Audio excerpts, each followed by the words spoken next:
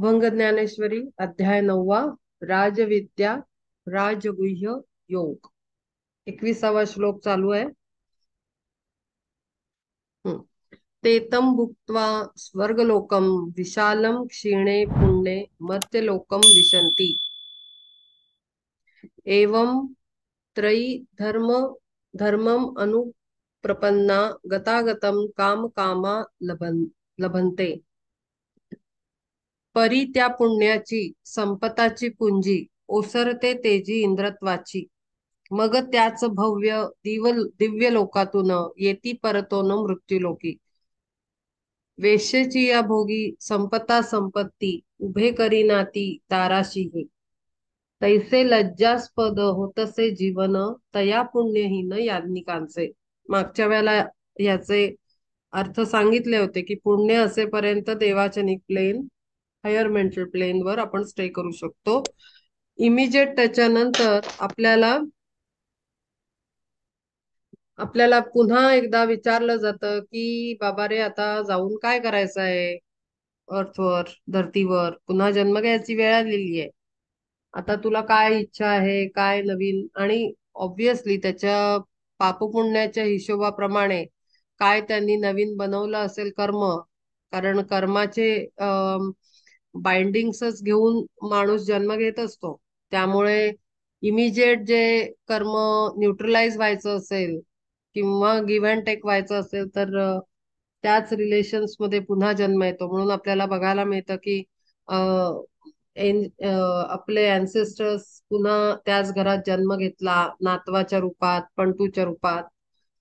आजीनं आजोबांनी किंवा नातेवाईकांनी कोणी हे इमिजिएट जर कार्मिकल हे असेल तर ते इमिजिएट त्याच फॅमिलीमध्ये तो सोल स्वतः चूज करतो की मला इकडेच जायचंय म्हणून. अदरवाईज कम्प्लिटली नवीन अपॉर्च्युनिटी नवीन ऍटमॉस्फिअर नवीन लर्निंग आणि लेसन्स आणि एक्सपिरियन्स यासाठी सोल आपलं प्लॅन सांगतो. मागच्या वेळेला मी सांगितलं होतं. आता मला एक्झॅक्टली कुठल्या पुस्तकात वाचलं ते आठवत नाही. नंतर कधी आठवलं तर मी सांगेन की अक्षरशः एक फॉरेन रायटर आहे. तिचं पुस्तक मी वाचलं होतं. पास्ट लाईफ रिलेटेड काहीतरी पुस्तक होतं. पुस्तक खूप चांगलं होतं म्हणजे many many lives many masters असेल. नाही नाही मी ते अजिबात वाचलं नाही. मला त्याच्यात एनर्जीच फील नाही झाली. बऱ्याचदा माझ्या समोर आलं पण नाही आलं. नाही वाचलं मी म्हणजे पता नाही मला अवॉइड करावं असं सांगितलं गेलं आतून तर मी नाही केलं. पण मला वाटतंय त्याच्या त्याच रायटरचं वेगळं पुस्तक का बरेच वाचले. आता ऍक्च्युली रिसेंटली मी बरीच पुस्तकं वाचली तर आणि आता पण चालू आहे. तर त्याच्यामध्ये चक्क त्यांनी म्हणजे त्या सेशन्स मधनं त्या ट्रेनरला आणि त्या सायकोलॉजिस्टला कळलं की अक्षरशः डेली बेसिसवर जे एक्सपिरियन्सेस असतात म्हणजे आपल्याला रोज जगताना ग्राउंड लेवलवर काय वाटतं. याने मला असं केलं त्याने मला तसं केलं किंवा मी त्याला अमुक केलं. जे काय असेल ते आपल्याला वाटतं आत्ताच घडलं. पण ते सगळं प्री प्लॅन्ड असतं. कोण कधी केव्हा एंट्री मारणार कधी निघून जाणार एक्झिट एंट्री एक्सपिरियन्स सगळं सगळं ठरलेलं आहे. काय सिच्युएशन येणार कशी घटना घडणार तुम्हाला त्यातनं काय रिटर्न मध्ये मिळणार हे सगळं ठरलेलं असतं. एक एक एक एक गोष्ट. हे नवीन कळलं होतं मला ते रिडिंग करताना की हा अगदी डिटेल प्लॅन म्हणजे आपण म्हणतो ब्ल्यू प्रिंट म्हणजे अगदी डिटेल जसं आर्किटेक्ट कसं डिझाईन बनवतो ते काही रफ स्केच नसतं बिल्डिंगचं. अगदी प्रत्येक घराचा कॉर्नर कुठे असेल बाल्कनी कुठे असेल आणि सिंक आतलं किचन ओटा आहे ते अगदी डिटेल ब्ल्यू प्रिंट बनवली जाते. तसंच आपली पण ब्ल्यू प्रिंट बनते त्याला ब्ल्यू प्रिंटच म्हटलं जातं. आणि ती ब्ल्यू प्रिंट घेऊन आपण येतो. प्लस त्याच्यात ऍडिशनल एक बटन आहे फ्री व्हीलचं. ते थोडस एक ट्विस्ट ठेवलेलं आहे. पण ते फ्री व्हील वर पण कितपत सोल जम्प करेल त्याच्यावर पण डिपेंड करतं. म्हणजे त्याला ऑन द स्पॉट काही डिसिजन्स डेली बेसिसवर आपल्याला पण येतात ना असं सिच्युएशन मी करू की नको टाईप मध्ये किंवा दोन ऑप्शन येतात काय चूज करू अशा टाईप मध्ये. तर ते फ्री विलचे ऑप्शन्स पण तिथे आहेत, म्हणजे अपॉर्च्युनिटीज ठेवलेल्या आहेत. असं मॅजिकल लाईफ आहे हे सगळं युनिव्हर्सचं, गमतीशीर आहे सगळं. तर हे असं सगळं असतं. तर त्यामुळे इथे आता जे म्हटलेलं आहे की पुण्याची पुंजी संपल्यानंतर त्या दिव्य लोकातून आपल्याला मृत्यू लोकी परत यावं लागतं. तैसे लज्जास्पद होतसे जीवन तया पुण्यहीन याज्ञिकांचे, म्हणून फक्त तिथपर्यंत, वेशीपर्यंत जाऊन वापसच यावं लागणार आहे. तर तेवढी आपण टार्गेट आपलं फिक्स तेवढं केलं नाही पाहिजे. आपलं टार्गेट बियॉन्ड किंवा बियॉन्ड स्वर्ग, हेवन, असं आपण टार्गेट फिक्स केलं पाहिजे, जे सगळे संत करतात. ते खूप आवश्यक आहे. मज शाश्वताचे नेणोन या वर्म, झाले स्वर्ग काम पुण्य कर्मे. आता मगाशी मी इन्व्होकेशन जेव्हा केलं तेव्हा मी एक देवाकडे मागितलं, गुरूंकडे, श्रीकृष्णाकडे आणि आपल्या ज्ञानेश्वर महाराजांकडे आणि स्वरूपानंद स्वामींना, की आम्हाला काय द्या, अॅक्युरेट परसेप्शन, करेक्ट एक्सप्रेशन. म्हणजे जे सांगितलं जात आहे किंवा जे इथे दिलेलं आहे आणि त्याचं अॅक्युरेट मिनिंग आपण रिसीव्ह केलं पाहिजे. अॅक्युरेट परसेप्शन, प्रॉपर खरं काय आहे ते खरं सत्य समजून घेतलं पाहिजे. आपण काय होतं पण अननोईंगली होतात ह्या गोष्टी, इंटेन्शनली नाही होत. खूप केअरफुली ऐका, की अननोईंगली आपल्याकडनं कुठेतरी मी हा असतो आणि त्याच्या एका थीन लेयर मधनं आपण सगळे विचार करत असतो. आणि तो लेयर इतका थीन असूनही पॉवरफुल असतो की तो त्याच्या हिशोबाने सगळ्या कानावर पडणाऱ्या इन्फॉर्मेशनला, समोर येणाऱ्या इन्फॉर्मेशनला, आपल्या ज्ञानेंद्रियांकडनं पण आणि कर्मेंद्रियांकडनं येणाऱ्या सगळ्या इन्फॉर्मेशनला तो आपल्या मी मायसेल्फच्या पॉइंट ऑफ व्ह्यूनी ट्विस्ट मारून आपल्याला रिसीव्ह करू शकतो. आणि तिथे पुन्हा एकदा एक मिराकलस एनर्जी टीचिंग्स, म्हणजे आपला विवेक, तो जर तिथे बसलेला असेल त्याच्या बाजूला, तर तो त्याच्या मुसक्या बांधून अॅक्युरेट परसेप्शन आपल्याला मिळू शकतं. पण पुन्हा तिथे विवेक हवा, फार आवश्यक आहे. आणि करेक्ट एक्सप्रेशन म्हणजे काय, की आपण काय रिसीव्ह केलं, परसीव्ह केलं, समजलं, जाणलं, अभ्यासलं, एक्झॅक्टली त्यालाच रिलेट करून आपण एक्सप्रेशन पण दिली पाहिजे. आपले सजेशन्स, आपले डिसिजन्स, आपले निर्णय किंवा आपण एक ठाम ठरवतो काहीतरी, ते हे सगळं ते परसेप्शन बेस्ड असलं पाहिजे. आणि म्हणून दोन्हीकडे अॅक्युरसी खूप आवश्यक आहे. ती एक गोष्ट आहे ना, काय कानात काय सांगतात, मला नाव नाही आठवते. की मी इथून एक सांगायचं, एक प्रत्येकाने कानात, तर शेवटी काहीतरी भलतंच निघतं. म्हणजे काय, की परसेप्शन जे ऐकलेलं आहे ते बरोबर ऐकलेलं नाही, म्हणून एक्सप्रेशन चुकीचं जात आहे. तसं असलं नाही पाहिजे. इथे फार केअरफुल आहे, राहणं खूप आवश्यक आहे. म्हणून आपण जे अभ्यास, तो मी दरवेळेस जागा करते. आणि थोडीशी माझी भाषा परखड आहे आणि त्यासाठी सॉरी. पण ज्या रोलमध्ये बसल्यानंतर ही भाषा आणि हा ॲटिट्यूड अत्यंत आवश्यक आहे. तिथे कधीही इमोशनल सेन्सिटिव्हिटी आणि हे असून चालत नाहीत. मस्क्युलाइन पुरुषत्व आपल्याला, आपण अभ्यासलं होतं ह्याच्यामध्ये, विवेक चूडामणीमध्ये सतत,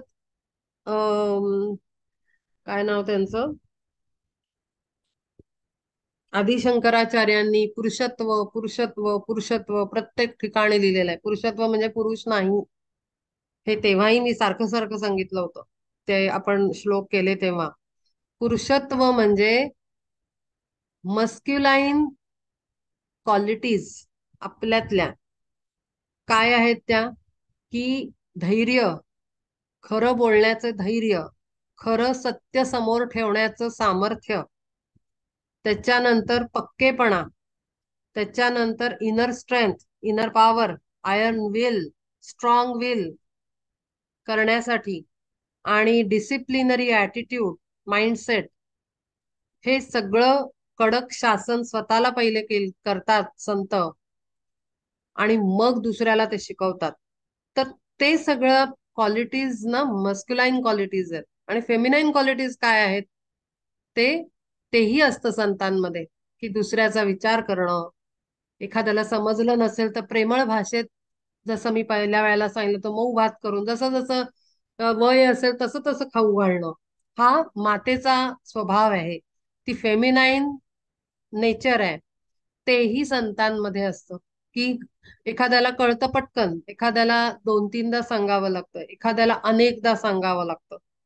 पण त्याचं काहीही वाईट वाटून न घेता किंवा अरे याला काही कळलं नाही असं न म्हणता पुन्हा सांगणं, हा फेमिनाईन आस्पेक्ट आहे आणि ऍटिट्यूड आहे, नेचर आहे. तर म्हणून हे दोन्ही असणं खूप आवश्यक आहे. आणि त्याचा बॅलन्स, मेन म्हणजे बॅलन्स, ही तारेवरची कसरत आहे या मार्गावर चालताना. तर त्यामुळे सांगताना, ज्ञान शेअर करताना मी मस्क्युलाईन ऍटिट्यूडने करणार, पण जेव्हा क्वेरी असते किंवा डिस्कशन असतं तिथे मी फेमिनाईन अप्रोच ठेवते. हा सतत मी काळजी घेते अवेअरनेसच्या बरोबर. तर त्यामुळे आपण डिस्कशन्स पण करतो, हेल्दी डिस्कशन्स आपल्यात होतात. तर तसंच तुम्ही ते अर्थ प्रॉपर रिसीव्ह केले पाहिजेत, समजले पाहिजेत. नाही समजलं तर नोंद केली पाहिजे, सर्कल मारलं पाहिजे तिथे आपल्या नोटबुक मध्ये, आणि पुन्हा हा प्रश्न या तर या प्लॅटफॉर्मवर नाही तर पर्सनल लेवलवर विचारून सॉल्व्ह करणं अत्यंत आवश्यक आहे. कारण कधी बऱ्याचदा असं होतं, आपल्याला जे वाटत असतं तसं सत्य नसतं.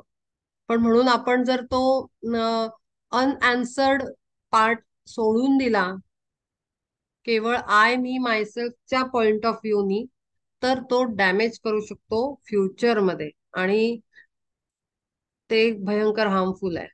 कारण पुन्हा ती वेळ येत नाही, पुन्हा असं बसणं होत नाही, पुन्हा अशी मैफिल सजत नाही, आणि पुन्हा तो मूड येत नाही, आणि ती एनर्जीचा फ्लोही नसतो. त्यामुळे ती वेळ निघून जाते आपल्या लाईफ मधनं. आणि मग ज्याला विचारू तो प्रॉपर गाईड करेल की नाही, पुन्हा त्याच्यावर पुढचा प्रवास आहे. असं फार ते लेंदी आहे. त्यामुळे तिथल्या तिथे विचारा, सगळी लाज लज्जा सगळी बाजूला ठेवा. अध्यात्मात ती चालत नाही, कारण तोपर्यंत सत्यापर्यंत आपण पोहोचू शकत नाही. तैसे लज्जास्पद होतसे जीवन तया पुण्यहीन याज्ञिकांचे, मज शाश्वताचे नेणोनिया वर्म, झाले स्वर्ग काम पुण्य कर्मे, अमरता त्यांची जाओनिया वाया, अंती पुन्हा तया मृत्यू लोक, जैसे स्वप्ना माझी सापडले धन, जाय हरपून जागृतीत, पार्था वेदज्ञानचे तैसे स्वर्ग सुख, सर्वथा क्षणिक जाणावेगा, वेदविद्ये माझी जाहला प्रवीण, परी माझे ज्ञान नाही जरी. आता मागच्या वेळेलाच मी सांगितलं होतं, नुसतं ज्ञान मिळवणं, नुसता अभ्यास अभ्यास अभ्यास, तोही अहंकार वाढवतो. पुन्हा नम्रता पाहिजे. पण ह्या सगळ्या प्रत्येक पायरीवर, प्रत्येक दरवाजामध्ये विवेकाची चौकट असेल ना, तर अत्यंत उत्तम प्रवास होतो. खरंच कुठेही प्रॉब्लेम येत नाही. आणि तिथे ना एक कॉन्फिडन्स येतो. आपल्याकडनं चूक झाली तरीही त्या विवेकाच्या चौकटीत बसून वागलेलं असेल, तर आपण अक्षरशः गुरूंना म्हणू शकतो की तुम्हाला स्मरण करून कर्म केलेलं आहे, मग चूक कसं झालं, म्हणजे ती चूक व्हावी ही कदाचित आपली इच्छा होती, आणि त्याच्यातनं मला काहीतरी आता पुढे आहे, हे ऍक्सेप्टन्स. आणि उत्तम झालं, ऑब्विसली तुम्ही मला ज्ञान दिलं, मार्ग दाखवला, आणि मला पुढे ढकललं, ते त्याच्यावर चालण्याचं सामर्थ्य दिलं, पॉवर दिली. त्यामुळे मी करू शकले. या दोन्हीमध्ये नम्रता हवी आणि समर्पण पूर्णपणे. काही का आपण घ्यायचंच नाहीये क्रेडिट, कारण सगळं त्याचं आहे, आपलं काहीही नाही. आपण आणि कुठलेही उपकार करत नाही कुठल्याही प्रकारे, गुरूंवर आणि परमात्म्यावर. त्यांना काही गरज नाही, आपल्याला त्यांची गरज आहे, हे कधी विसरायचं नाही.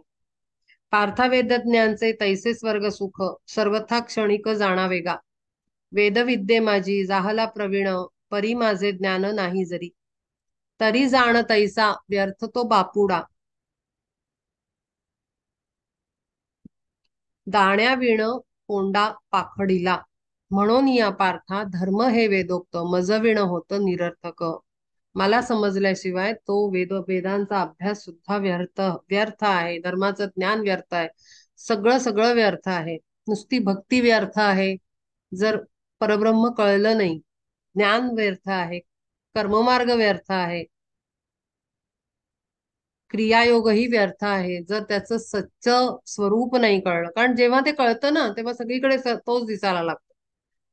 एकदम एकदम टोटल अप्रोच चेंज होतो. क्षणाक्षणाला ग्रॅटिट्यूड वाढतो.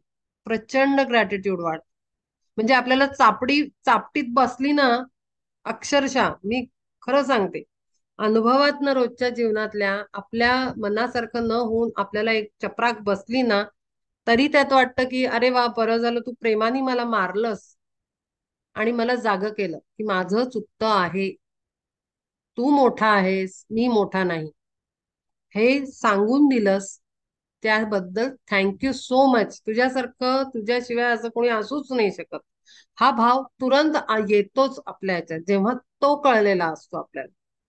परब्रह्म कळलेलं असतं, गुरु कळलेला असतो. तिथे आपण रागवत नाही त्याच्यावर. आणि लुटूपुटूची भांडणं सुद्धा होतात बरं का. म्हणजे मी अगदी हक्काने भांडते, तुम्ही भांडत असाल. तुमचं जे कोण दैवत असेल, प्रत्येक जणाचं असं असतं. आपण आईशी भांडतो ना, रागवतो, रुसतो, कधी कधी मारही खातो, कधी कधी लाडही करून घेतो. अगदी तसंच नातं गुरूंशी आणि परब्रह्माशी आहे. अनेकदा भांडण मी अगदी लहान मुलांसारखी भांडते की तुम्ही असं का केलं, मी तुम्हाला विचारलं होतं, मग तरी तुम्ही का केलं. मग ते कुरवाळतात. ते सगळं जाणवतं. हे काही काल्पनिक नाही बरं. हे खरे असे अनुभव येतात. आणि ते हायर प्लेनवर येतात, म्हणजे उघड्या डोळ्यांनी येतात. आपल्याला असं वाटतं. आपण कधी तुम्ही बघितलंय गुरूंच्या फोटोमध्ये, मागे मला वाटतं मी हे सांगितलं होतं माझ्या एका सेशन मध्ये, की डोळ्यात बघायचं आणि डोळ्यात बघायचं आणि फक्त डोळ्यात बघून बोलायचं. अक्षरशः ते डोळे आत्ता इतके बोलके वाटतात की आपल्या मूड प्रमाणे, आपल्या कंप्लेंट प्रमाणे, आपल्या स्टेटमेंट प्रमाणे, आपल्या कॉन्व्हर्सेशनच्या बेसिसवर ते सगळे भाव त्यांच्या डोळ्यात दिसतात. फार सुंदर, म्हणजे मजा येते या सगळ्यात. अगदी तो विठ्ठल असू दे, अगदी गुरु असू देत, नाहीतर देवी असू दे, नाहीतर काही असू दे. जेव्हा रागवलेल्या असतात तेव्हा त्यांच्या चेहऱ्यावर आठ्या दिसतात.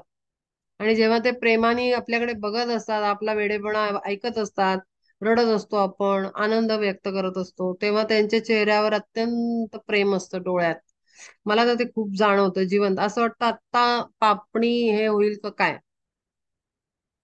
इतकं कनेक्ट व्हायचंय, इतकं कनेक्ट व्हायचं. जाणोनिया माते नेणशील काही, तरीच तू पाही सुखी होशी.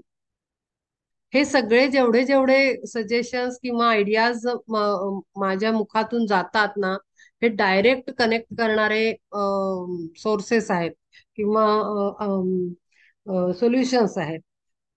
जो 6व्या अध्यायातला क्रियायोग सांगितलेला आहे, तो योग्य वेळ येते, तोही करायचा आहे, त्याच्याशिवायही पुढे जाता येत नाही. पण तो येईल योग, आपण तेवढे तयार होऊ, आपला सोल तेवढा पॉवरफुल होईल ते सगळं करायला, तेव्हा ते एका इन्कार्नेशन मध्ये ते करायलाच आपण येतो. तो सगळ्यांनाच करायचा आहे बाय डिफॉल्ट. पण तो होईल तेव्हा होईल, त्याच्या आधी एवढं तर आपण नक्की करू शकतो. आणि हे पण डायरेक्ट कनेक्ट करणाऱ्या गोष्टी आहेत. जाणून या माते नेणशील काही, तरीच तू पाही सुखी होशी.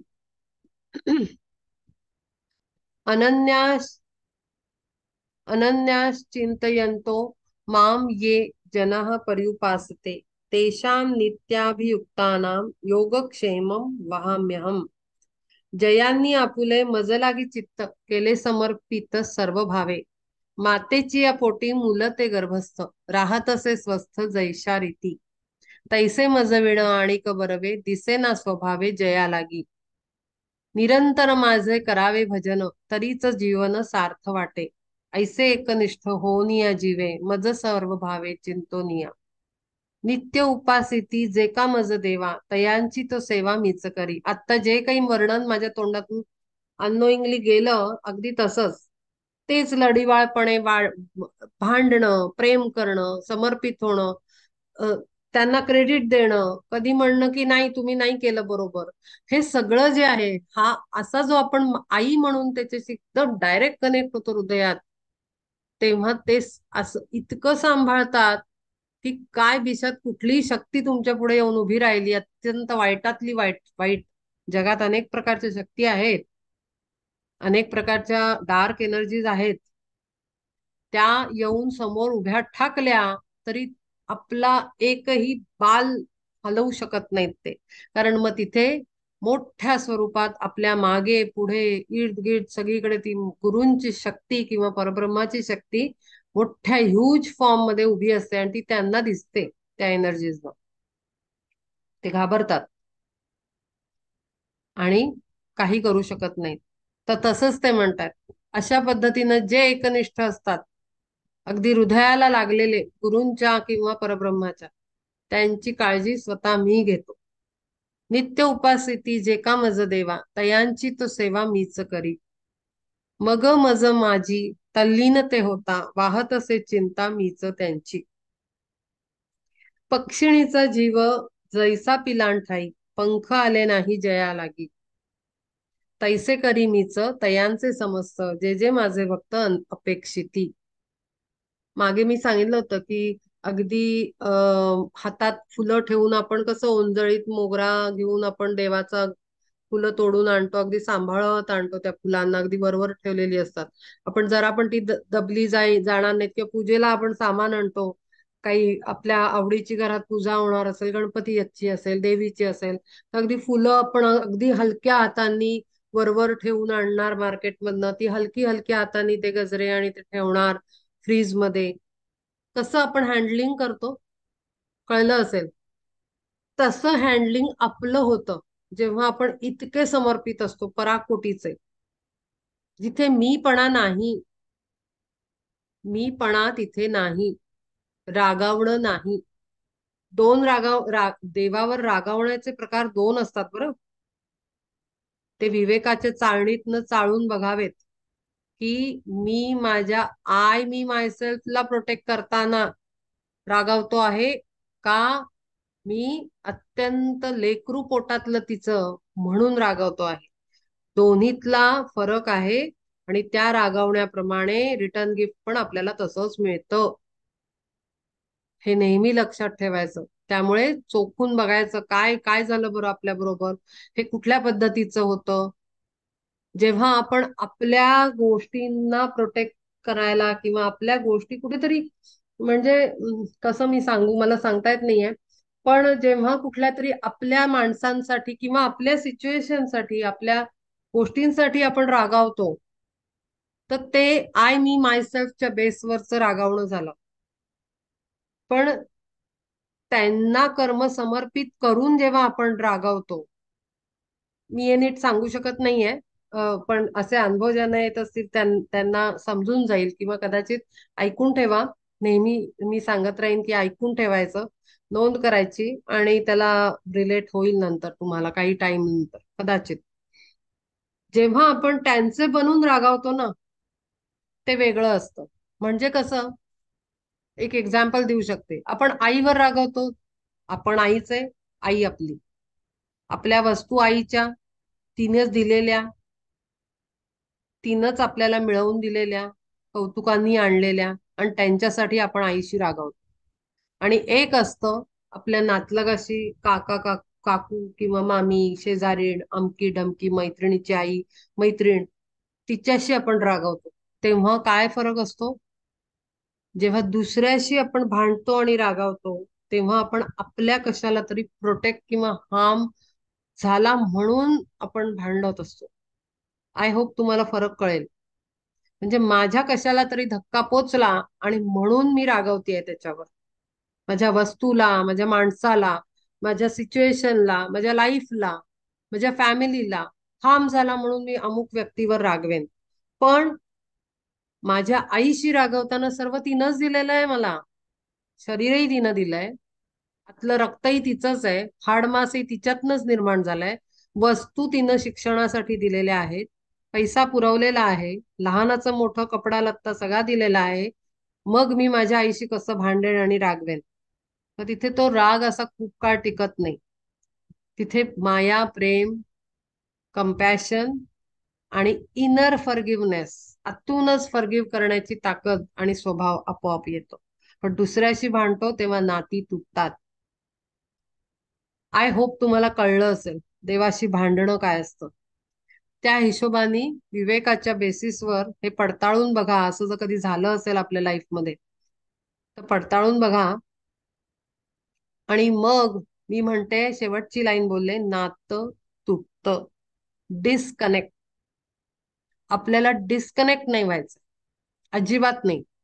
आपल्याला ते लढिवाळपणे भांडायचंय, लढिवाळपणे सगळं चालू ठेवायचंय. भांडलो तरी उद्या बोलायचंय, लगेच बोलायचं. तर ते प्रेम असतं तिथे, तेव्हाच बोलतो. शेजारीण आपल्याशी बोलायला नाही येणार, ती आणखी करून निघून जाईल तोंड दाखवून. आपल्याला तोडायचं नाहीये, आपल्याला पक्क जुडलेलं राहायचंय. तर कशा पद्धतीनं आपण रागावतोय आणि भांडतोय आणि आपला त्रागा दाखवतोय गुरूंना किंवा परमात्म्याला किंवा त्याच्या कुठल्या रूपाला, हे जरा पडताळून बघा विवेकाच्या आधाराने. निरंतर माझे करावे भजन, तरीच जीवन सार्थ वाटे. ऐसे एकनिष्ठ होऊन या जीवे, मज सर्व भावे चिंतोनिया. नित्य उपासिती जे का मज देवा, तयांची तो सेवा मीच करी. मग मज माझी तल्लीन ते होता, वाहतसे चिंता मीच त्यांची. पक्षिणीचा जीव जैसा पिलांठाई, पंख आले नाही जया लागी. तैसे करी मीच तयांचे समस्त, जे जे माझे भक्त अपेक्षिती. आपुली तहान भूक विसरून, बाळाते जतन करी माय. तैसे मनोभावे अनन्य शरण, तयाचे रक्षण करी मीच. जरी तया माझ्या सायुज्याची चाड, तरी तेही लाड पुरवितो. इच्छिती ती सेवा, तरी निरंतर प्रेमाचा पदर आड ठेवी. जे जे भावी ती ते मीच तया द्यावे, दिलेही ठेवावे संरक्षोनी. ऐसा योगक्षेम तयांचा आघवा, सर्वथा पहावा लागे मज. काजे सर्व भावे मज निरंतर, मानिती आधार एकासीच. येप्य येप्यन येप्यन्य देवता भक्ता यजन्ते श्रद्धयान्विता, तेपि मामेव कौन्तेय यजन्त्य विधिपूर्वकम्. सर्व व्यापकाते मज नेणोनिया, नाना संप्रदाया स्वीकारोनी. वेगळे वेगळे पंथ, अग्नी इंद्र सूर्य सोमासी आहुती, देवोनी यजिती जे जे कोणी. तयाही पावे सर्व ते मातेच, सर्वाठाई मीच म्हणोनिया. परिभक्तीची ती नव्हे उजुरीत, असे विपरीत भाव त्यांचा. पाहे वृक्षा लागी शाखा पानेसाची, एकाची बीजाची तरी होती. तरी करी मूळ जळाचे सेवन, घालावे जाणवून तेथे चिते. आपल्याला मुळाला पाणी घालावं लागतं ना. आपण झाडाच्या एक एक पानाला पाणी किंवा फळांना पाणी नाही घालत, रूटलाच घालतो. ना तरी एकाची देहाची दहा ही, जरी होती पाही इंद्रिये ही. आणि तयांनी जे सेवावे विषय, भोगता जरी होय एक त्यांचा. तसं आपली इंद्रिय वेगळी वेगळी वेगळी अनुभव करत असली तरी भोगणारा हा एकच आहे. तरी करोनिया क्वान्ने बरवी, कैसी ती भरावी काना माझी. पुष्पे सुगंधित आणोनिया चांग, लावावी की सांग लोचनासी. तेथे रस जो तो मुखेची सेवावा, परिमळ घ्यावा नासिकेने. तैसा सर्वा ठाई मीच हे जाणोन, करावे यजन माझे पार्था. नेणोनिया माते करीती भजन, तरी तो गाशीण वाऊगाच. ज्ञान हेची जाण कर्माचे लोचन, असावे संपूर्ण निर्दोषते. अहम हि सर्व यज्ञानां भोक्ता च प्रभुरेव च, न तु मामभिजानन्ति तत्त्वेनातश्च वन्ति ते. सकल ही यज्ञ सामुग्रीचा भोगता, मजविण पार्था कोण आहे. सर्व ही यज्ञांचा मीच आदी अंत, नेणोनी हे भ्रांत पूजी देवा.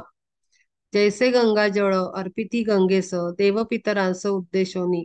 तैसे माझे मज अर्पिती ते सर्व, परिभिन्न भाव ठेवोनिया.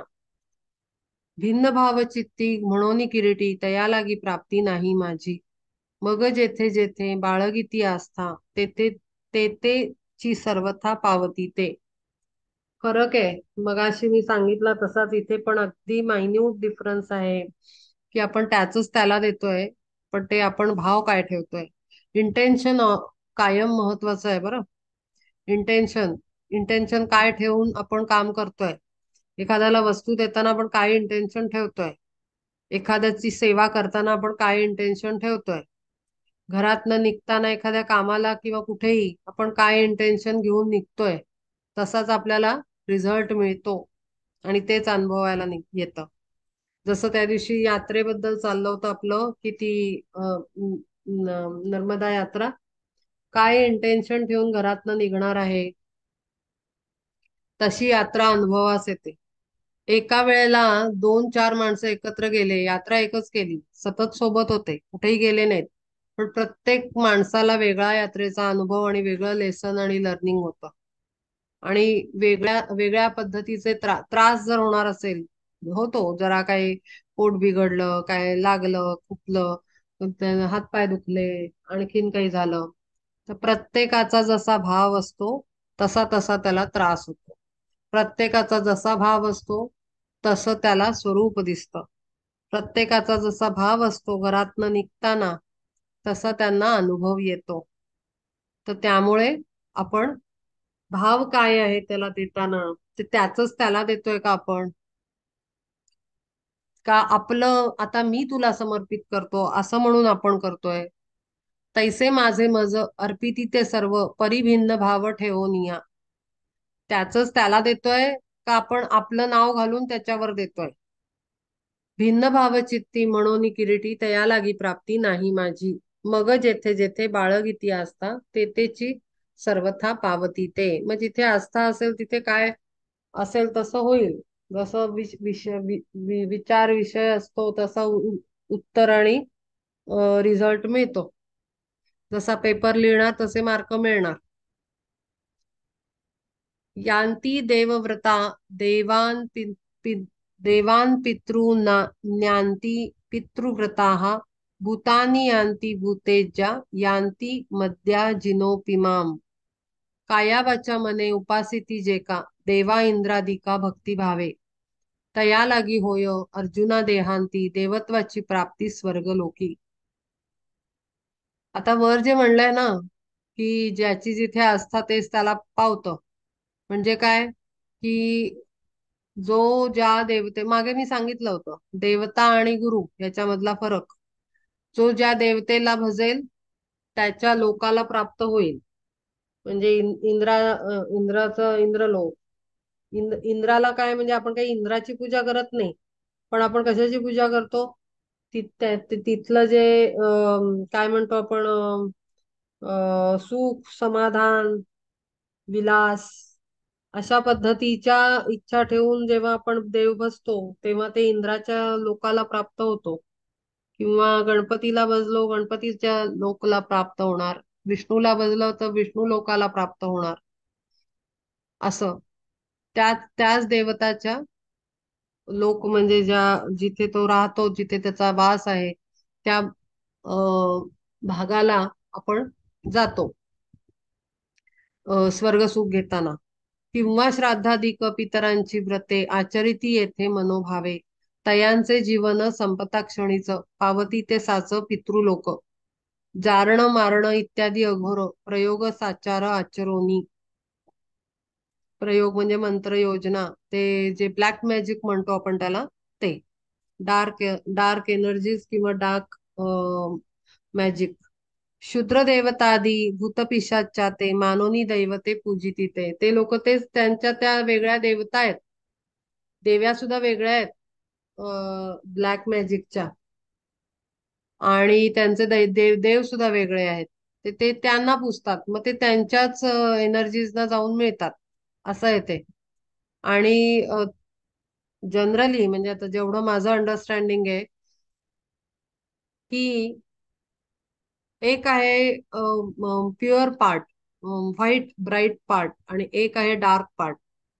जे हायर एनर्जीज मध्ये, हायर प्लेन्स मध्ये आणि सगळं वर पूर्ण. तर सोल जे टेंडन्सी ठेवतो इन्कारनेशन्स मध्ये, की काय टाईपच्या एनर्जीज तो पूजा करेल किंवा मानेल किंवा जे काय त्याचं धारणा असेल, त्या टाईपच्या एनर्जीज मध्येच तो पुन्हा पुन्हा जन्म घेतो. त्यामुळे जे प्युअर स्पिरिच्युअल पाथवर असतात ना, ते त्याच ट्रॅकवर राहतात. ते एकदम जम्प मारून कधी मॅजिकल पार्टला जात नाहीत. ब्लॅक मॅजिक किंवा कुठल्या विद्या आहेत बऱ्याच त्याच्यात, तंत्रविद्या आहेत, त्याच्यामध्ये जम्प नाही करत. ते तिथले जाणारे पाथ वर चालणारे लोक ते वेगळे असतात आणि हे वेगळे असतात. दोन ट्रॅक वेगळे. जसे रेल्वेचे ट्रॅक कधी मिळत नाहीत, तसं येते. आणि पुढे जाऊन त्यांना जर क्रॉस करून प्युअर पाथला यायचं असेल, तर त्यासाठी त्यांना बरंच कष्ट करावे लागतात आणि बऱ्याच टेस्ट द्यावे लागतात. कारण का, तर या डार्क एनर्जीचा उपयोग करून त्यांनी बरंच नुकसान स्वतःच्या सोलचं केलेलं असतं. म्हणजे विद्या सगळ्या येतात, जादू टोणे सगळे, करामती सगळ्या येतात, पण त्या प्रोसेसमध्ये कोणाला तरी दुसऱ्या आत्म्यांना त्यांनी प्रचंड दुःख दिलेलं असतं, त्रास दिलेला असतो. त्यामुळे ते पुण्यकर्मामध्ये किंवा चांगल्या उत्तम कर्मामध्ये जोडलं जात नाही. त्यामुळे जरी पॉवरफुल असले असे सोल्स, तरीही ते मागेच पडतात प्युअर पाथच्या कम्पॅरिझननी. तर त्यामुळे जसं जसं ज्याला भजन करू, पूजन करू, त्यालाच प्राप्त होऊ. एकदम सिंपल फॉर्म्युला आहे. तर म्हणून पुन्हा सांगते की आपण पूजा करताना, आपण दर्शन घेताना, आपण मनात काय म्हणतो आपण ती मनामध्ये मानसपूजा करताना आपला पूर्ण भाव काय आहे? अत्यंत प्युरिफाईड स्टेटमध्ये आपण आहोत का, की काही कशाच्याही अटीतटी नाही आहेत, कसल्याही अपेक्षा नाही आहेत? मी हे जे शब्द वापरते, अटीतटी नाही, अपेक्षा नाही, अनकंडिशनल किंवा विथ कंडिशन्स, त्याचे ना खूप वेगळ्या वेगळ्या लेअरवर मिनिंग्स आहेत.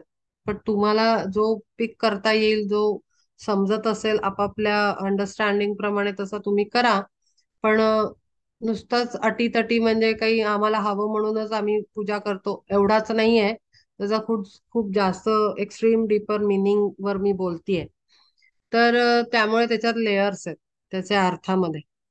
तर जो काही आपला अप्रोच असतो भावना व्यक्त करताना, कॉन्व्हर्सेशन करताना, गुरूंशी, देवतेशी किंवा परब्रह्माशी, काय ओव्हरऑल ऍटिट्यूड असतो, तो सोल लेवललाच असतो. तो वर्ण तुम्ही काय दाखवता त्याच्याबद्दल मी बोलतच नाहीये. मी बोलते सोल, आत्मा. आत्मा तुमचा काय स्टेट मध्ये असतो, तुमचा म्हणजे माणसाचा, त्या स्टेटचे इमोशन्स त्याला पोचतात. आपण चेहऱ्यावर भाव काय आणतो ते ते एक्सटर्नल सगळं कव्हरचा पार्ट येतो, तो शरीर मर्यादित आहे, त्याचा काही संबंध नाही आहे ह्याच्यात. मी आत्म्याच्या भूमिकेतलं बोलतेय. म्हणून म्हणलं खूप वेगळ्या लेवलवर जाऊन सांगतेय. तुम्ही ऐकून ठेवा, नोंद करून ठेवा, कारण पुढे प्रगती होते तेव्हा हे सगळे बदल आपल्यात होत आहेत की नाही, हे वेळोवेळी रोजचं रोज पारखून बघावं लागेल, अभ्यासावं लागेल. ही भगवद्गीता किंवा ज्ञानेश्वरी आज इथे संपली, 18 अध्याय झाले, चला गुंडाळून ठेवून द्या, असं नाहीये. हे रोज बदलावं लागतं, रोज स्वतःवर काम करावं लागतं, रोज पुन्हा पुन्हा सगळं चेक करावं लागतं, की कालचा लावलेला रूल, त्याचा वरचा लेअर मी लावला, आता उद्या मला त्याच्या सेकंड लेवलचा लावायचा आहे, मग थर्ड लेवलचा, असं डीपर डीपर डीपर प्युरिफिकेशन करत जायचं असतं. त्यामुळे गुंडाळून ठेवलं तर त्याला मग मी काही करू नाही शकत. ते ज्याचा त्याचा प्रश्न आहे. पण संपणारा नाहीये हे अखंड चालणारा अभ्यास आहे हा.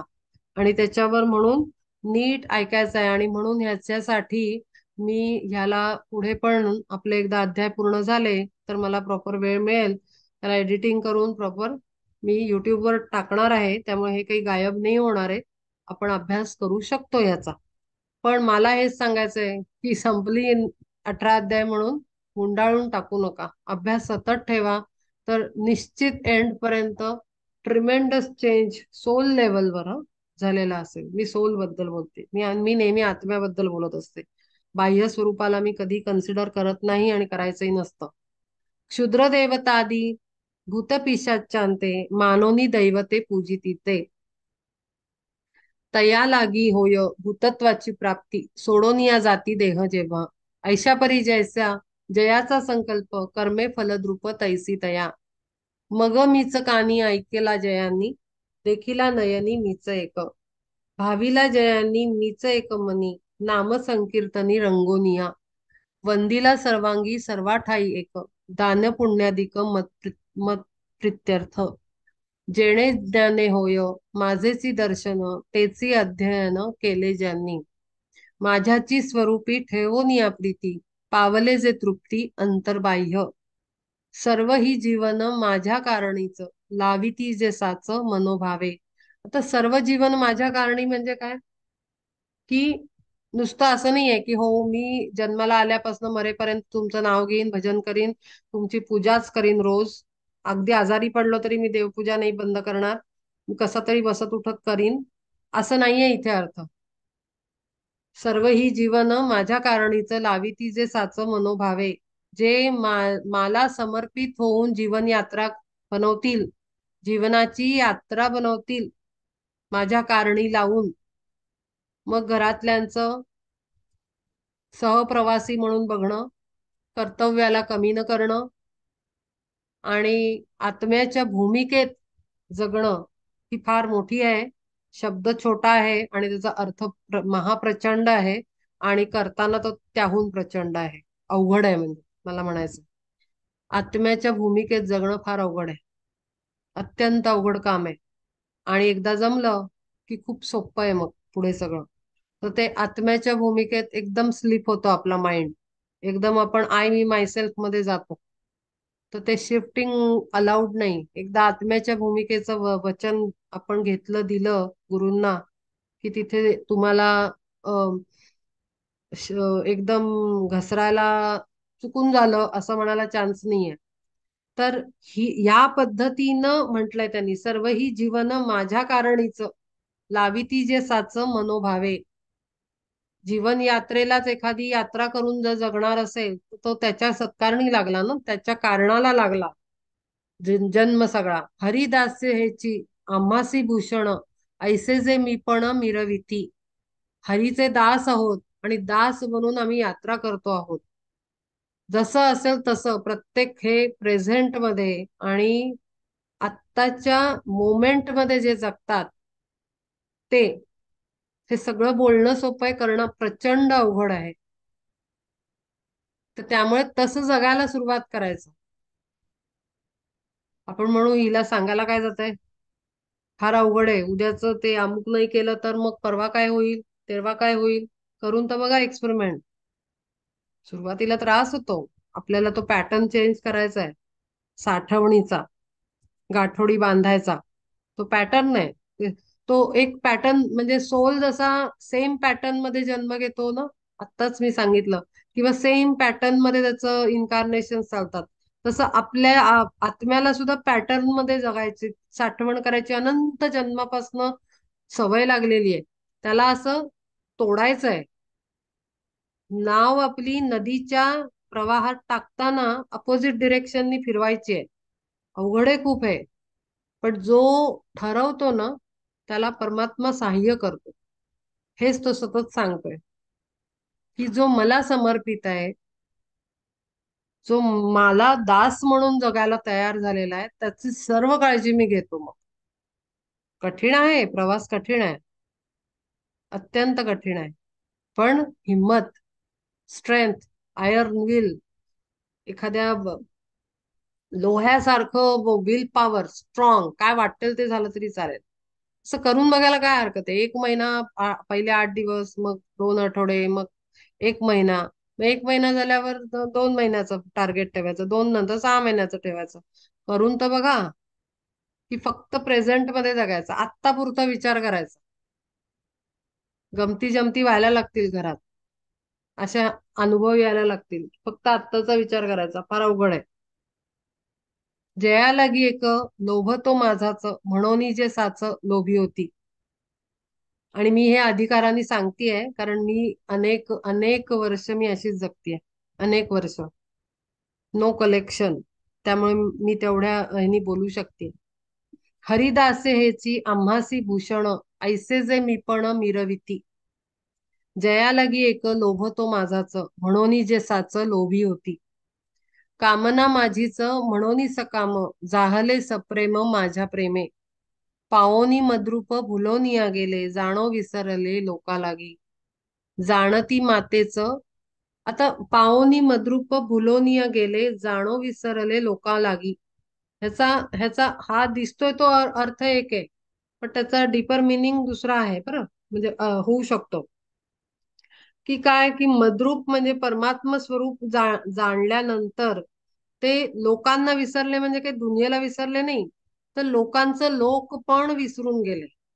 म्हणजे तुम्ही तुम्ही आहे हे मनुष्य विसरतो. त्याच्यातही मीच आहे, माझ्यात आणि त्याच्यात सर्वांच्यात तो परब्रह्म आहे, असं म्हणायचंय त्यांना. की ते वेगळेपण, सेपरेशन विसरून जातो आपण. की सर्वत्र आपल्याला प्रेमानेच वागावं वाटतं. सर्वत्र तोच आहे. जाणती मातेच जयाची ग शास्त्रे, जयाची या मंत्रे लाभे मीच. ऐशापरी ज्यांचे सर्व ही व्यापार, होती निरंतर माझ्यासाठी.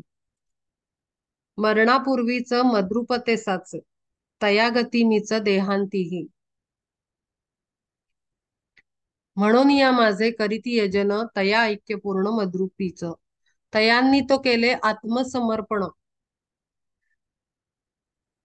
जीव भाव अर्पण केला, आत्मसमर्पण म्हणजे. आत्मसमर्पण ही एक स्टेज आहे बरं का, एक पायरी आहे साधनेतली. आत्मसमर्पण निमित्त करोन पूजनाचे. धनंजया आत्मसमर्पणाविण, नाकळे मी जाण कोणातेही. स्वतःला समर्पित करावं लागतं. मगाशीच म्हणलं, आपल्यातला मी माझं काढावं लागतं, त्याच्याशिवाय तो नाही कळत. त्याचं सर्वत्र असणं नाही कळत. खूप आवश्यकता आहे याची. आपलं चुकत असतं, पण ते विवेकाच्या यांनी तुरंत ठीक केलं पाहिजे. नाहीतर ती टेंडन्सी वाढत जाते आणि मग त्याला मग कापायला फार म्हणजे पुढे स्ट्रगल होऊ शकतो. झाले मज ज्ञान ऐसा अभिमान, धरी तरी न्यून तेची तया. पाहू जाती माझे परमात्म रूप, यज्ञ दान तप आचरोनी. तया तरी तया नाही काडीचे ही मोल, कर्माचा तो डौल फोल त्यांचा. ज्ञान बळे थोर कोण वेदाहून, तोही राहे मौन धरोनिया. शेषाहून श्रेष्ठ बोलका नाही ना, तोही अंथरुणा तळी दडे. छंद जो घेओनी सनकादी मुनी, राहिले होओनी वेडे पिसे. आता एक गंमत आहे, म्हणजे हे प्रॅक्टिकल बोलते मी. की जेव्हा चला ठीक आहे, सगळं समर्पण झालं, आपल्याला जेवढं जेवढं करायला सांगितलं जातंय, डीपर लेवलचे अर्थ विर्थ सगळं सगळं कळलं. मग आपण त्या त्या ते जे मगाशी फुलांचं वर्णन, हातातली फुलं वगैरे जे सगळं काही वर्णन केलं मी, तसं जर अगदी आपण जगायला लागलो, तर आपल्याला ना अगदी पावला पावलावर क्षणाक्षणाला ना खूप सुंदर अनुभव यायला लागतात. किंवा आपल्या बोलण्यात असं येतं, अरे असं होणार होतं पण माहितीये एकदम चेंज झालं आणि असं अमुक अमुक झालं, किंवा अमुक व्यक्ती मिळाली, पटकन ऑटो मिळाली, केवढं ते काळजी करतात. पण आता इथे एक एक एक एक गडबड होते बरं. म्हणजे जिथे आपल्याला सतत सतत आपल्याला सांभाळल्याचा अनुभव येतो आणि आपण म्हणतो की आम्हाला धन्य वाटतं की अखंड पाठीशी आहेत गुरु, सतत बरोबर असतात बरं, माझी फार काळजी घेतात बरं. पण इथे परत एक एक एक फसवणारी स्टेप अशी येते की कुठेतरी मनुष्य तिथेच गडबडतो. की ते काळजी घेतायत ह्याचा सुद्धा अननोईंगली, मी सगळं अननोईंगली, अननोईंगली होतात ह्या गोष्टी. मिस्टेक्स ज्या होतात ना, कारण त्या खूप पुढे शिफ्ट झाल्यानंतरच्या मिस्टेक आहेत. म्हणजे बेसिक लेवल मधनं थोडस सिनियर सिनियर नाही, थोडी डेव्हलप्ड सोलची स्टेज, की जिथे अक्षरशः सांभाळायला लागले गुरु. इतकं नातं पक्क झालं की क्षणोक्षणी अनुभव येत आहेत सतत बरोबर असल्याचे. पण होतं काय, की आपण समाजातच असतो, आपण आपल्या फॅमिलीतच असतो. मग आपण ते आनंद होतो आपल्याला, की अरे आपलं अडचणीत पडणार होतो पण आपल्याला सांभाळलं, अरे कोणाला तरी पाठवलं, अरे आपल्याला आधीच जागं केलं मनात विचार देऊन. मग हा आनंद होतो. मी खूप प्रॅक्टिकली बोलते. मग हा आनंद होतो आणि मग आपण सांगायला जातो, कारण आनंद पोटात मावत नाही ना, हा ह्युमन टेंडन्सी आहे. मग आपण सांगतो. पण हे सांगतो तेव्हा आपण कोणाजवळ सांगणार? आपल्या फॅमिलीकडेच सांगतो, सगळ्यात पहिले क्लोज आपले फॅमिली मेंबर्स, घरातले माणसं. ते नसतील तर आपल्याला बाहेर, ते क्लोज नसतील तर बाहेर कोणाला तरी सांग. पण आता आपण समोर जाऊन उभं राहायचंय, ज्याला आपण शेअर करतोय त्याच्या भूमिकेत मी नेते आता तुम्हाला, की मी सांगितलं एक्स पर्सनला, आता मी एक्स पर्सनच्या अँगल मध्ये जाऊन मी आता स्वतःला बघतेय आणि मग आता पुढचं हे वाक्य बोलतेय, की तो एक्स पर्सन असतो, त्याला रोज आपण सांगत असतो, अरे असं झालं, अरे असं झालं, अरे असं झालं. त्याच्या शेवटी कुठेतरी मनात यायला लागतं, हिला अहंकार नाही झाला का? हे सतत महात्म्य नाही सांगून राहिले का? तर असं आपण समोर उभं राहून पण स्वतःच्या स्टोरीला सतत ऐकायला पाहिजे. मल्टी डायमेन्शनल अप्रोच, प्रॅक्टिकल हे आहे, कुठे लिहिलेलं वगैरे नाहीये. हे प्रॅक्टिकली विचार करणं, की अरे आपण दरवेळेस कौतुक करतो, समोरच्याला असं वाटत तर नसेल की हिला हिला खूप हे होऊन राहिलं, प्राईड एनर्जी वाढून राहिली की हिलाच मदत होते. तर तिथे पुन्हा विवेक, संयम, अनुभवाला दडवून हृदयाच्या कप्प्यात ठेवायचं, जिथे तोच बसलेला आहे त्यालाच सांगायचा, त्यालाच द्यायचा. छोट्याशा कुपीत आपलं एका सर्टन टाइम नंतर ठेवावं लागतं. नाहीतर लोकांना वाटायला लागतं की अरे ही काहीतरी स्वतःच महात्म्य सांगते व्यक्ती, नाहीतर स्वतःचा बडेजाव सांगते, नाहीतर हिला व्यक्तीला अहंकार होत चाललाय की मलाच देव मदत करतो. मग त्यांनी होतं काय? समोरच्या व्यक्तीचं हृदय दुखावलं जायला लागतं ग्रॅज्युअली. आपल्याला कळत नाही, आपण आपल्या मस्तीत असतो. मस्ती म्हणजे तशी मस्ती नाही, परमात्म्याच्या प्रेमाची मस्ती, जी चढलेला असतो आपल्याला नशा आनंदाचा, त्याच्यामध्ये आपण असतो. आपल्याला ती जाणीव नाही होत की अननोईंगली आपण कुठेतरी हर्ट करतोय कोणाला तरी. तर एका सर्टन स्टेज नंतर आपल्याला तो आनंद सुद्धा घडी घालून छोटासा करून छोटा आतमध्ये ठेवावा लागतो. आणि एकटं असताना तेव्हा काय करायचं ते सांगते आता. असा जेव्हा आनंद पुन्हा पुन्हा यायला लागतो ना, तो अगदी डोळे बंद करून काही क्षण उत्तमरित्या एन्जॉय करायचा आतमध्ये, आणि त्याला विसर्जित करायचं. अनुभव घ्यायचा, आठवायचा, आतल्यात एन्जॉय करायचं, आणि त्याचं लगेच अंतर समुद्रात, क्षीरसागरात समर्पण करून विसर्जन करून मोकळं व्हायचं. Thank you so much. कारण आपण त्याचाच पार्ट आहोत ना. आपण पुन्हा आनंद अनुभवत बसलो तर पुन्हा सेपरेशन झालं, तसं बघायला गेलं तर प्रॅक्टिकली. आणि तिसऱ्याला सांगणार तेव्हा आणखीन जास्त सेपरेशन, आणखीन आणखीन हानी. तर म्हणून आत ठेवायचा, आणि त्याच्यानंतरची स्टेप ही की तो समर्पित करायचा, विसर्जित करायचा, संपवून टाकायचा, पाठी साफ करायची स्वतःची. ह्यामुळे आपली सटल एनर्जी जी असते ती जबरदस्त प्युरिफाईड राहते, एकदम क्लीन, एकदम चकचकीत. तिथे जरा पण अहंकाराची छटा सुद्धा येऊ शकत नाही. आणि 100% प्रोग्रेस, काय वाटेल ते झालं तरी तिथे घाबरण्याचं कारण नाही उरत.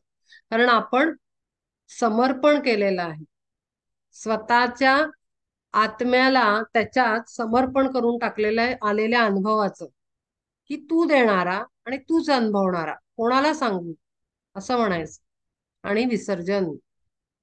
त्यामुळे आपण नवीन अनुभव घ्यायला पुन्हा मोकळे होतो, पुन्हा त्याच्या वरच्या लेवलचा अनुभव येतो.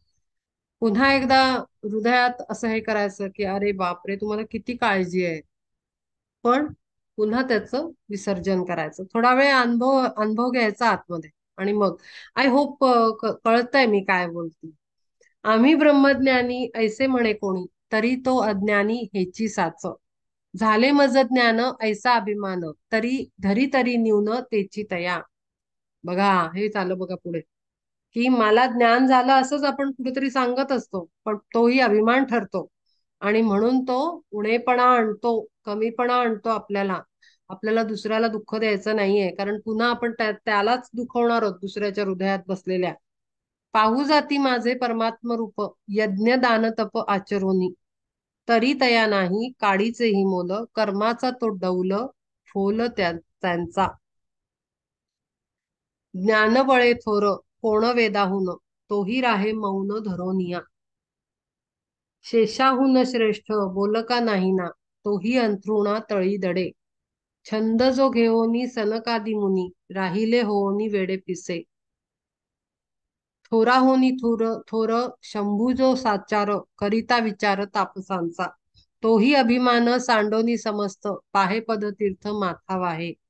हेच सांगितलंय यातनं, की पुन्हा आपण त्याचं अनुभवांचं आनंदाचं आपण ते कॅरी करू, तो पुन्हा चुकीच्या मार्गाने जाऊ. म्हणून तो अभिमान, तो अनुभव, तो पुन्हा सांडून टाकायचा आहे, समर्पित करायचा आहे, तो घेऊन वाहायचा नाहीये आपल्याला. पद्मजे समान सर्वथा संपन्न, सांग तुझी कोण असे पार्था. जिये जिया घरी श्रिये ऐसा दासी, सादर सेवेसी निरंतर. तरी इंद्रादिक सर्व जियेची अघरी श्रिये ऐशा दासी, सादर सेवेसी निरंतर. खेळता तयांनी केली घरकुले, तया नाव दिले इंद्रपुरी. तरी इंद्रादिक सर्वही तयाची, न होतीस कासाची बाहुलीच. मग तयांसी तो नावडो न खेळ, मोडती सकळ घराचार. तेव्हा महेंद्राचे दीनहीन रंक, न होती का एक क्षणा माझी. ज्या ज्या वृक्षाकडे फेकी ती त्या दृष्टी, ते सर्व होती कल्पवृक्ष. सामर्थ्य संपन्न ऐशा परिदासी, घरी ती जिये पाशी वावरती. इंदिराजी ऐसी मुख्य मालकीण, तीही अभिमान सांडोनिया. लीनपणे पाया पाशीच बैसोन, सर्वस्व अर्पून करी सेवा. तेच सांगितलेलं आहे, अलंकारिक भाषेत सांगितलं आहे, की जेव्हा एवढ्या उच्च लेवलचे क्षणोक्षणी अनुभव यायला लागतात, त्याला फार वेळ आपल्या बरोबर कॅरी करायचं नाही. त्याला समर्पित करायचं, विसर्जित करायचं, आणि नव्याने अनुभव घ्यायला ताजतवानं होऊन पुन्हा एकदा प्रेमात पडायचं, गुरूंच्या, परमात्म्याच्या. आणि ते म्हणजे आकाराच्या नाही, सगुण रूपाबद्दल मी बोलत नाहीये, निर्गुण रूपाबद्दल बोलतेय. आता इथूनचा अभ्यास आपला बदलतो. गुरु म्हणजे तो एक फोटो फ्रेम मधला एक पर्टिक्युलर शरीर यष्टी असलेली शक्ती नाही. ती सर्वांमध्ये दिसली पाहिजे, तरच दर्शन झालं असं आपण म्हणू. आपल्या आता त्याच्यात स्टेप्स आहेत हा. आपल्या हृदयात दिसला, देवाच्या हृदयात दिसला, गुरूंच्या हृदयात दिसला, आणि सर्वांच्या हृदयात दिसला. स्टेप्स आहेत. आपल्या हृदयात दिसला हा पडताळून बघायचा. आपल्या इमॅजिनेशनचा पार्ट तर नाहीये, की खरोखरी आपल्या हृदयात परमात्म रूप जाग झालेला आहे. कारण जेव्हा हृदय चक्रामध्ये परब्रह्म स्वरूप जाग होतं, तेव्हा त्याचं लक्षण कसं ओळखायचं? प्रचंड प्रेमाची कपॅसिटी वाढते, हृदय ऍक्टिव्हेट होतं. ते हे आता मी काही सिम्पटम्स सांगते, त्याला समजून घ्यायचं. आपण म्हणतो ना, माझ्या हृदयात आपण देवाला बघू, तर आपल्याला प्रेम निर्माण झालंय का? ते त्याचं लक्षण आहे, साईन आहे, साईन. सिम्पटम काय आहे? आपल्या हृदयात प्रेम निर्माण झालेलं आहे का? मग प्रेम येतं तेव्हा दया येते, माया येते, भक्ती येते, श्रद्धा येते, माफ करणं येतं त्याच्याबरोबर, फॉरगिव्हनेस. आपण माफ करू शकतो. आणि हे जर लक्षणं नसतील, तर ते स्वार्थ स्वरूपाने आपण हृदयात देवाला पाहतो आहे. मग त्याच्यात देवाच्या रूपात आपणच आपल्याला बघतो आहे. कळतंय का मी काय बोलतेय? फार वेगळं आणि खूप डीपर मिनिंगचं बोलतेय. अम, मला असं वाटतं की कळेल, अवघड नाहीये इतकं कळायला. मी म्हणतेय की आपण जेव्हा म्हणतो माझ्या हृदयात मी बघीन परमात्म्याला, देवतेला, जे कोणाला, गुरूंना, पण त्या हृदयात आपण आपल्या स्वरूपाला आपणच बघतो आहोत की खरंच परमात्मा रूप आपल्या हृदयात आलेलं आहे. आणि जेव्हा ते खरंच आलेलं असतं, ते ओळखायचं कसं?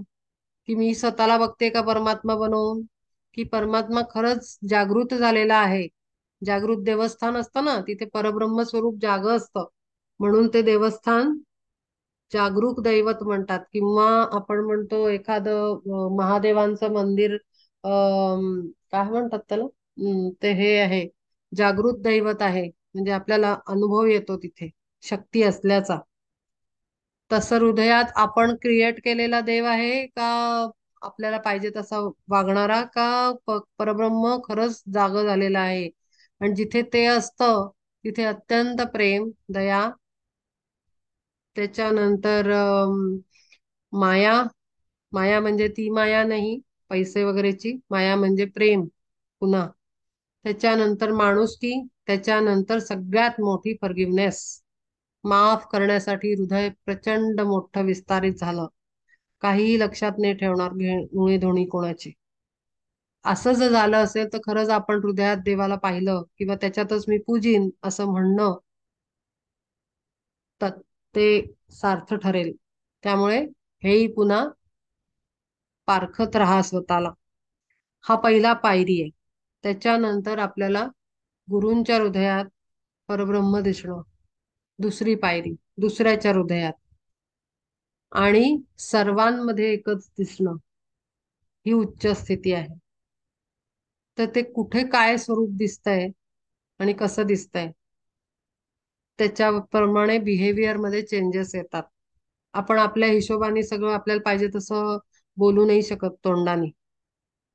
रियालिटी आपण आपल्याला दिसत नसली तरी लोकांना दिसत असते, आपल्या वागण्या बोलण्यातनं, आपल्या थॉट स्पीच ऍक्शन मधनं.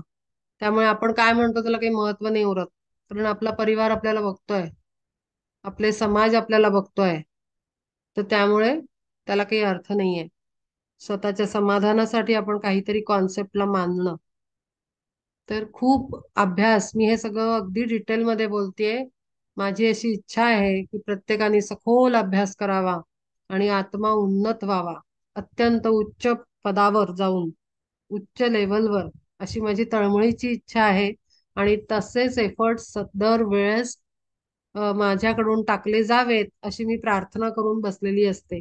त्यामुळे अत्यंत सखोल अभ्यास करण्याचा हे ठेवा. स्वतःचे लाड करायचे नाहीत. पुरुषत्व, पुरुषत्व, डिसिप्लिन, सगळ्यात पहिले चापटी स्वतःला मारायची आणि मग दुसऱ्यांना मारायची. स्वतः बरोबर कठोर व्हावं लागतं. कुठल्याही संताचा ग्रंथ काढून बघा, कधीही स्वतःचे चोचले त्यांनी पुरवले नाहीत, स्वतःचं कौतुक केलं नाही. पहिले स्वतःची चूक, बापरे, त्या तुकाराम गाथेत तर त्यांनी इतकं स्वतःला घालून पाडून बोललेलं आहे की आपल्याला वाचतानाच लाज वाटायला लागते की अरे यांनी किती स्वतःला घालून पाडून बोललंय.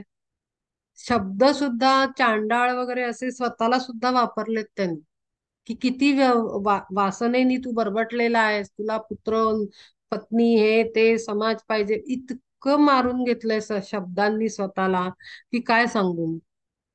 म्हणजे तेव्हा असं वाटतं, अरे, म्हणजे आपण काय मूर्खपणा करत असतो.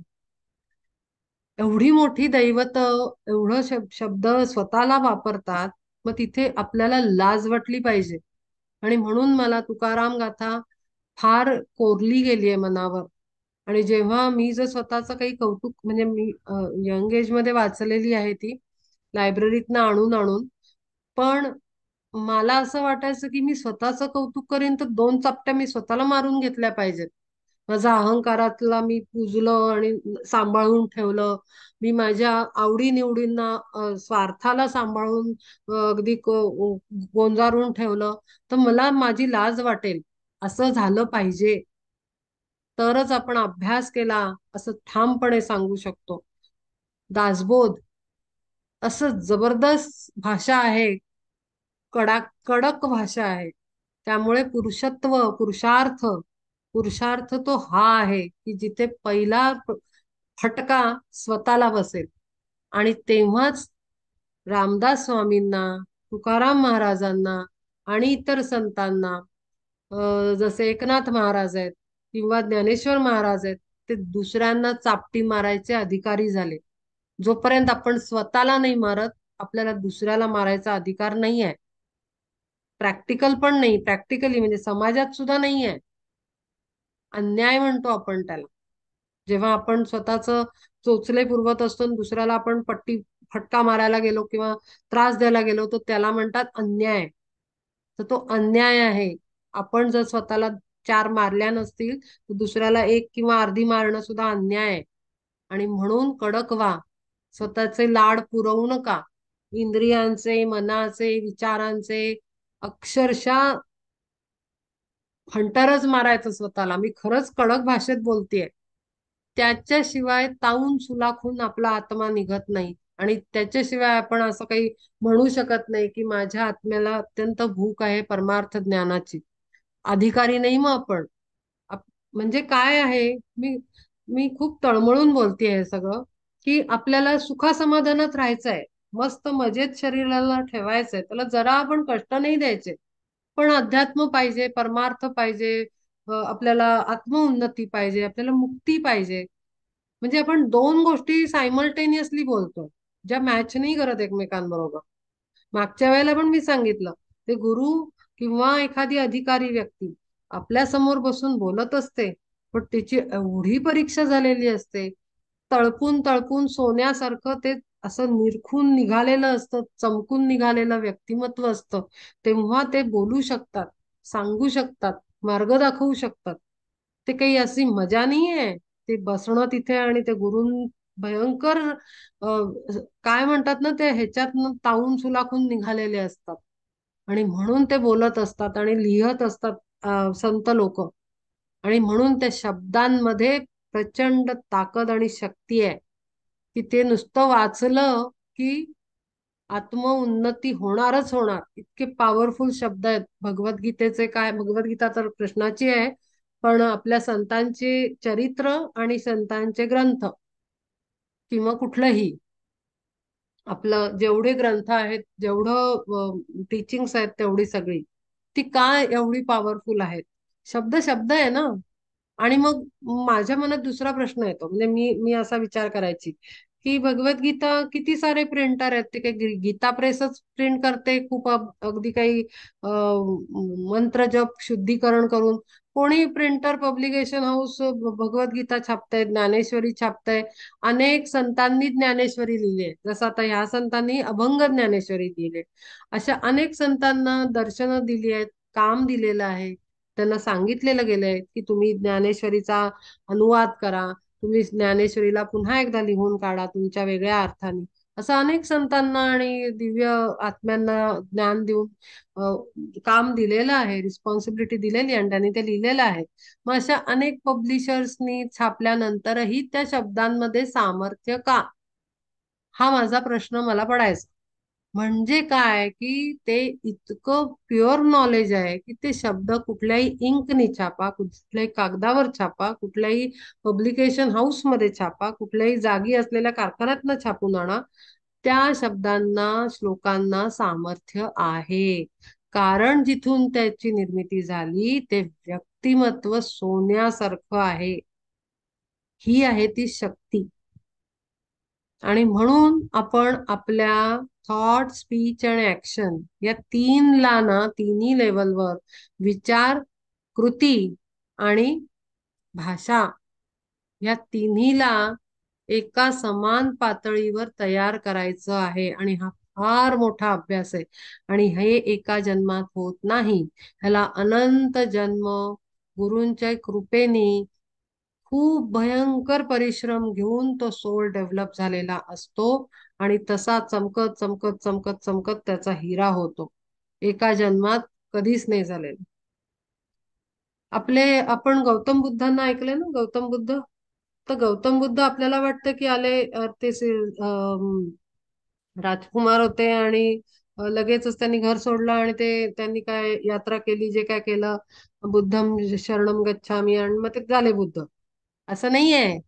बुद्धांना, तर मी थोडंसं वेगळं सांगते, थिओसॉफिकल सांगते, की बुद्धांना, बुद्ध अवतार, अवतार ही स्टेज जी आहे हिरार्की मधली, म्हणजे पायरी आहे एक अवतार बनण्याची. अवतार बनण्यासाठी अनेक वर्ष, अनेक युग थांबावं लागलं होतं.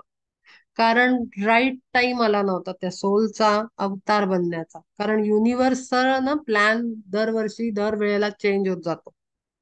हे काहीतरी मी वेगळं बोलते, हे आपल्याला दिसत नाही. आपल्याला आपलं अर्थ आणि आपलं घर आणि आपलं गावच दिसतं. पण युनिव्हर्सल लेवलवर डिव्हाइन प्लॅन, दैवी प्लॅन, म्हणजे मराठीतनं काय म्हणणार त्याला, रचना, ही दर वेळेला, दर महिन्याला, दर तिथीला, वाराला बदलत असते. रिशेड्युलिंग होत असतं, रिचेंज, रिचार्ज, जे काय असेल ते, रिडिझायनिंग, हे सगळं होत असतं. ते मागे पुढे, मागे पुढे, मागे पुढे. आणि हे सगळं कोण करतं? तर ती हिरार्की आहे, एक एक पायरी आहे, त्याच्यावर सगळे बसवलेले आहेत परब्रह्मानी. आणि सगळ्यात वर त्रिदेव आहेत, तीन देव, भगवान विष्णू, महादेव आणि ब्रह्मा. हे सगळ्यात टॉपवर आहे आणि त्याच्यावर ते परब्रह्म बसलेलं आहे. तर हे सगळ्यांना एक एक काम दिलं, डिपार्टमेंट दिलं, ते चेंजेस होत जातात. हे आपल्याला रोज घरात जगताना, वरण भात भाजी पोळी खाताना आणि नोकरी करताना नाही समजत हे सगळं. पण सटल प्लेनवर, लेवलवर हे सगळं नवं आहे आपल्यासाठी. पण सटल लेवलवर हे खूप चेंजेस सतत सतत सतत होत असतात, मागे पुढे, मागे पुढे, मागे पुढे. कोणाला आधी आणायचं, कोणाला नंतर आणायचं, कोणाचा अवतार घडवायचा, कोणाला थोडंसं मागे ठेवायचं आणि थांबवायचं. तर लॉर्ड बुद्धाला थांबवलं गेलेलं होतं. त्याचा टाइम आलेला नव्हता, त्याला वेट करावं लागलं त्या सोलला. आणि मग तो राजकुमार बनून आला आणि एका इन्कार्नेशन मध्ये झपकन त्यांचं ते पूर्ण झालं. आणि त्यांचा जन्म, त्यांचं एनलायटनमेंटचा डे, आणि त्यांनी देह ठेवला तो डे, तिन्ही दिवस एकच आहे. आणि तीच ती बुद्ध पौर्णिमा आहे. आणि म्हणून बऱ्याच स्कूल्समध्ये बुद्ध पौर्णिमा प्रचंड मोठ्या प्रमाणात साजरी केली जाते. आणि त्याचं दुसरं सिग्निफिकन्स हा आहे बुद्ध पौर्णिमेचा, की आपण ऐकलं असेल, त्याला अनेक नावं आहेत. शंबाला म्हणतात, किंवा त्याला ज्ञानगंज म्हणतात, किंवा एक अशी गुप्त जागा आहे हिमालयात, त्याला शंबाला हे नाव आहे. तर त्या शंबाला प्लेसवर हिमालयामध्ये, ही खरीच आहे जागा, खोटं नाही आहे, हे इमॅजिनेशन वगैरे नाही आहे, ही रियालिटी आहे. तिथे अनेक ऋषी मुनी आजही बसलेले आहेत, अनेक योगी बसलेले आहेत, ग्रेट बिंग्स बसलेले आहेत. तिथे डिपार्टमेंट्स आहेत. आणि तिथे रोजचं जग कसं चालवायचं ह्याच्यावर चर्चा होतात, डिसिजन मेकिंग होतं. आणि त्या शंबालामध्ये वेसाक, म्हणजे बुद्ध पौर्णिमा, वेसाक म्हणतात. तर त्या वेसाकला, बुद्ध पौर्णिमेला, एकदम एक पीक टाइमला पौर्णिमेच्या, तिथे 8 मिनिटासाठी बुद्ध ऍक्च्युली उतरतात अर्थवर, अर्थ प्लेनवर, शंबाला मध्ये. आणि ते पुढच्या वर्षभराचं त्यांचं युनिव्हर्सचं प्लॅनिंग तिथे होतं. हे मी काही काल्पनिक गोष्ट नाही सांगत आहे, ही मी रियालिटी सांगते. आणि तिथली एनर्जी, आता तिथली एनर्जी ती फिजिकल प्लेनवर दिसत नाही, पण तिथली एनर्जी अत्यंत एक्स्ट्रीम सटल एनर्जी आहे. आणि तिथे सगळे ऋषी मुनी बसलेले आहेत, आपले सप्तर्षी आहेत. अनेक ऋषी मुनी तिथे बसलेले आहेत, त्यांचं काम चालू आहे. आणि बऱ्याच घटना तिथे घडत असतात, ठरत असतात. आणि तिथून त्या सगळ्या ऑपरेट होतात. ती व्हिजिबल प्लेस नाहीये, ती इनव्हिजिबल प्लेस आहे हिमालयामध्ये. त्याच्याबद्दल बरेच व्हिडिओज आहेत आणि बऱ्याच पुस्तकांमधनं त्याचा उल्लेख आहे. पण मी त्या वाचलेल्या बेसवर सांगत नाहीये. काही माझे अनुभव पण आहेत, आणि काही वाचन आहे, आणि काही एनर्जीज फील झालेले आहे. काही माझे स्वतःचे अनुभव आहेत त्या प्लेसचे. तर त्यामुळे असं सगळं आहे ही दुनिया. मग आता आपण वरण भात भाजी पोळी आणि आपलं पुंजी याच्याबद्दल आपण विचार करणं कितपत काय म्हणतो आपण सही राहील असं प्रश्न पडेल आपल्याला. पडला पाहिजे म्हणजे तर तो तुम्ही प्रश्न पाडून घ्या आणि विचार करा त्याच्यावर. लीनपणे पाया पाशीच बैसोन सर्वस्व अर्पून करी सेवा म्हणावे सांडावे म्हणून सांडावे दूर थोरपण तेवी अभिमान पांडित्याचा आणि जगी व्हावे लीनाहुनी लीन तरी सन्निधान लाभे माझे. काय सांगितलंय त्यांनी? जगामध्ये कसं व्हायचंय अत्यंत लीन म्हणजे आपण म्हणतो ना नम्र, डाऊन टू अर्थ इंग्लिश मध्ये म्हणतात पण तो एक इंग्लिश शब्द आहे. अत्यंत काय म्हणतो आपण आपल्याकडे अहंकारच नाही पाहिजे. आपण एकदम सॉफ्ट आणि नरम आपला ऍटिट्यूड पाहिजे. तिथे कुठेही आपण आय मी वाला हे जरा पण तिथे आला नाही पाहिजे. पटकन हृदय कोमल आणि अशा टाईप मध्ये म्हणजे आता लीन कसं व्हायचं हे मी शब्दात नाही सांगू शकत. उघडता नेत्र भास्करे सहज चंद्रही निस्तेज होय जेथे तेथे काजव्याने मिरवावे किती आपली ती दीप्ती दाखवोनी तैसे तप जेथे पुरे ना शंभूचे ऐश्वर्य लक्ष्मीचे उणे वाटे तेथे हे प्राकृत हेदरे मानव परमात्म भाव केवी जाणे याची लागी पार्था वैभवाचा गर्व सांडोनिया सर्व लीनपणे सकळ गुणांचे उतरावे लोण समूळ सांडोन देह भाव. आपण आता इथे थांबूया. 25वा श्लोक. कारण